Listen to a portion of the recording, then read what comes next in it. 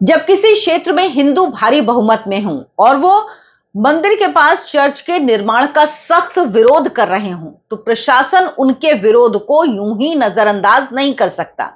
कोयंबटूर के 100 साल पुराने मरियम्मन मंदिर के पास चर्च के निर्माण पर मद्रास हाई कोर्ट ने रोक लगा दी। अदालत ने कहा, मंदिर के निकट एक बड़े चर्च के निर्माण के प्रस्ताव के पीछे दुर्भावनापूर्ण मंशा यानी मैलाफाइड इंटेंशन से इनकार नहीं किया जा सकता। क्यों ये कहने पर मजबूर हुआ कोर्ट, ये आपको बताऊंगी। इसका कारण तब आपको समझ में आएगा कि वहां की डेमोग्राफी एक्चुअली क्या है। मामला 2010 का है।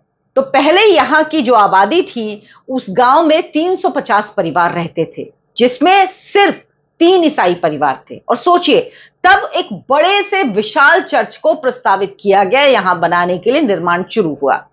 अब की अगर बात करें तो यहां पर 1000 परिवार रहते हैं, जिसमें 950 हिंदू परिवार हैं, 15 मुस्लिम हैं और बाकी थोड़े बहुत ईसाई परिवार हैं। अब आप सोचिए कि यहां पर मुस्लिम भी आ गए। पहले यहां मुस्लिम बिल्कुल नहीं थे, 15 मुस्लिम पहुंच गए और ये कब 5000 हो जाएंगे ये पता नहीं चलेगा। ईसाई भी वहां पर बढ़ रहे हैं। 3 परिवार थे और अब कुछ परिवार हो गए हैं। खैर, इसी बात की वजह से कोर्ट को यह टिप्पणी करनी पड़ी कि जब इतनी कम आबादी है ईसाइयों की, तो एक बड़े से चर्च की जरूरत क्या है, वो भी मंदिर से लगा हुआ, वो भी एक सरकारी जमीन पर। कितना विवादित है यह मामला और किस तरह से स्टालिन की सरकार इस पर काम कर रही थी और उसके बाद अब विजय की सरकार आने के बाद ऐसा लगता है डीएमके के दौरान स्टालिन जब मुख्यमंत्री थे, जो काम धीमी गति से चल रहा था अब वो तेज गति से होने लगा है। ये काम क्या है? ये काम है मिशनरीज को काम करने की आजादी देना। अदालत ने क्या कहा?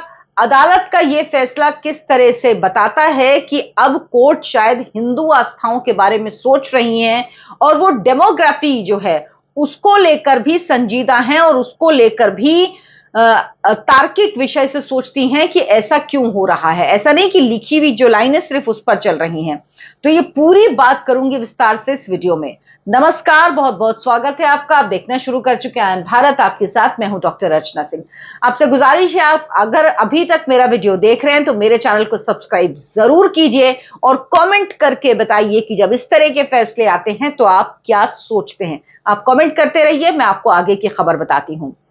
88% हिंदू और 6% आबादी वाले तमिलनाडु का हिंदू एक ईसाई विजय को मुख्यमंत्री चुनता है, तो कट्टरपंथी और जो मिशनरीज हैं इन्हें लगता है इनके अच्छे दिन आ गए और ये तुरंत एक्टिव हो जाते हैं। कोयंबटूर शहर के कलापट्टी मेन रोड में सीएसआई क्राइस्ट किंग चर्च के अध्यक्ष को मरियम्मन मंदिर के पास और जो राजस्व है, जो रेवेन्यू है, रेवेन्यू के जो रिकॉर्ड्स हैं उसमें सार्वजनिक सड़क के रूप में दर्ज जो भूमि है, जो जगह है, जो जमीन है, वो सार्वजनिक सड़क के रूप में दर्ज है। पर चर्च के निर्माण पर रोक लगाने की मांग को लेकर एन बालासुब्रमण्यम ने मद्रास हाईकोर्ट में एक याचिका दायर की थी। मद्रास हाईकोर्ट में 2 जजों न्यायमूर्ति जी.आर. स्वामीनाथन और वी. लक्ष्मी नारायण की खंडपीठ ने इसमें इंटरिम इंजंक्शन जारी किया है, यानी इसको फिलहाल के लिए रोक दिया गया है। इस पर रोक लगा दी गई है इस निर्माण पर। और कहा क्या कोर्ट ने कहा, कोयंबटूर सांप्रदायिक रूप से संवेदनशील शहर है। यहां बम विस्फोट और खूनी धार्मिक दंगे हो चुके हैं। प्रस्तावित चर्च मौजूदा मरियम्मन मंदिर से बेहद नजदीक बनाया जाना है। आसपास केवल कुछ ही ईसाई परिवार रहते हैं। ऐसे में यदि मंदिर के आसपास एक बड़े चर्च को बनाने का प्रस्ताव है तो दुर्भावनापूर्ण मंशा से इनकार नहीं किया जा सकता। आप खुद सोचिए, जहां पर ईसाई आबादी इतनी कम, वहां इतना बड़ा चर्च क्यों, और वो भी मंदिर के बिल्कुल पास में ये चर्च क्यों, मंदिर से जुड़ा हुआ ये चर्च क्यों? ये दुर्भावनापूर्ण मंशा नहीं तो और क्या है। इसी तरह से तो कब्जा किए जाते हैं, जो चर्च बनाए जाते हैं, जो मस्जिद बनाई जाती है, वो इसी तरह से होता है। अदालत ने कहा कि चर्च निर्माण पर फिलहाल रोक लगाने के लिए प्रथम दृष्टया यानी प्रामा फेसाई पर्याप्त जो आधार हैं वो मौजूद हैं। यदि अंतरिम आदेश नहीं दिया गया तो सामाजिक सौहार्द की अपूरणीय क्षति होगी। राजनीतिक परिस्थितियां बदल सकती हैं, लेकिन जब तक कानून की स्थिति वही है, अदालत का कर्तव्य है वो उसी के अनुसार निर्णय दे। क्योंकि जो याचिकाकर्ता हैं उन्होंने कहा था कि जब से ये सरकार आई है विजय की, तब से कट्टरपंथी बहुत एक्टिव हो गए हैं। क्यों, ये आपको आगे बताऊंगी। पहले इस मंदिर जो जहां पर स्थित है उस जगह को, उसकी ज्योग्राफी समझिए, तब आपको समझ में आएगी कितनी बड़ी साजिश है ये। मरियम्मन मंदिर सर्वे नंबर 155/1, ध्यान रखिएगा 155/1 पर स्थित है और पिछले 100 साल से ये मंदिर यहां पर मौजूद है। सर्वे नंबर 155/2 में 2010 में चर्च निर्माण की अनुमति दी गई। जाहिर सी बात है, चर्च निर्माण की अनुमति किसने दी होगी? सरकार ने, 2010 में। और 155/2 यानी 155/1 मंदिर और 155/2 चर्च, बड़ा चर्च। इसी को लेकर कोर्ट ने कहा कि दुर्भाग्यपूर्ण मंशा से इनकार नहीं किया जा सकता और चर्च ऑफ साउथ इंडिया इसका निर्माण करवा रहा था। लेकिन जो ये जमीन है 155/2, ये जो रेवेन्यू रिकॉर्ड्स हैं उसमें सार्वजनिक टारकोल रोड यानी जो पब्लिक रोड होती है उसके नाम से दर्ज है, उसके रूप में दर्ज है कि एरिया जो है ये रोड का एरिया, यानी ये अनऑथराइज इंक्रोचमेंट का मामला भी है कि आप एक तो आप मंदिर के बगल में बना रहे हो, उसके अलावा आप सरकारी जमीन में बना रहे हो, अनऑथराइज इंक्रोचमेंट कर रहे हो। जब कोर्ट ने कहा कि जब राजस्व रिकॉर्ड किसी भूमि को सार्वजनिक सड़क बताता है तब उसका स्वामित्व किसी निजी संस्था के पास नहीं हो सकता, ये बात कोर्ट ने कही। क्या हुआ उस समय? सरकार वही थी, तो सरकार क्या करती थी? उठाया दे दिया, उठाया दे दिया, उठाया दे दी जमीन। कौन पूछने आ रहा है? सरकारी जमीन दे दी। सरकारी जमीन आपकी थोड़ी होती है कि आपने, सरकार ने उठाई और दे दी सरकारी जमीन चर्च बनाने के लिए।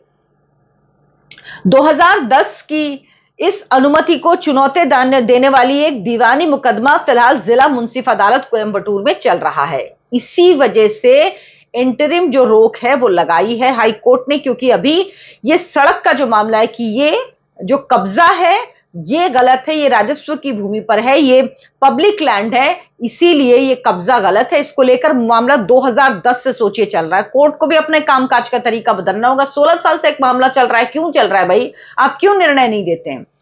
अदालत ने माना कि भारतीय संविधान का अनुच्छेद 25 प्रत्येक नागरिक को धर्म को मानने, उसका पालन करने और उसका प्रचार प्रसार का अधिकार देता है। हालांकि ये अधिकार, ये लाइन सुनिएगा, लोक व्यवस्था के अधीन है, यानी पब्लिक ऑर्डर के अधीन है। यदि धार्मिक अधिकार स्थापित हो जाता है या विरोध अनुचित पाया जाता है तो राज्य को उस अधिकार की रक्षा के लिए हर संभव कदम उठाना चाहिए। अब ये पूरा मामला क्या है?